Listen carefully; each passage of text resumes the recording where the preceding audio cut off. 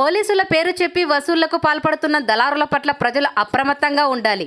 శ్రీ సత్యసాయి జిల్లా కదిరి నియోజకవర్గం ఇటీవల మా నోటీసుకు వచ్చిన ముఖ్యమైన విషయం ఏమనగా, గతంలో 2 కుటుంబాల మధ్య విడాకులు తీసుకున్న విషయంలో వచ్చిన విభేదాలు పరిష్కరించే నిమిత్తం మా వద్దకు వచ్చిన ఒక పెద్ద మనిషి వారి సమస్య పరిష్కారమైన తర్వాత ఇరువైపులా వారికి సంబంధించిన లావాదేవీలు ఆ పెద్ద మనిషికి స్వాధీనం చేయడం జరిగింది.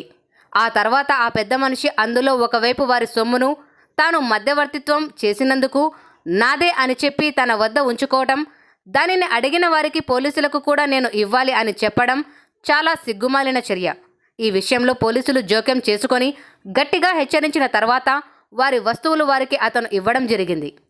అలాగే ఇటీవల కదిరి టౌన్ పరిధిలో 2-3 సందర్భాల్లో మా దృష్టికి వచ్చిన విషయం ఏమనగా, కొంతమంది వ్యక్తులు తమను తాము పెద్ద మనుషులుగా చలామణి చేసుకుంటూ సంబంధం లేని విషయాల్లో పోలీస్ స్టేషన్కు వచ్చి హడావుడి చేసి బయట ఫిర్యాదుల వద్దకు వెళ్ళి నాకు సిఐ తెలుసు అని మా పేరు చెప్పి డబ్బులు వసూలు చేస్తున్నారు.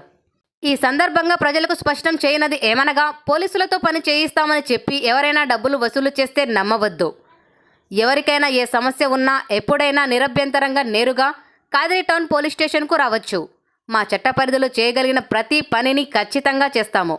చేయలేని పక్షంలో తగిన సమాధానం చెప్పి పంపడం జరుగుతుంది.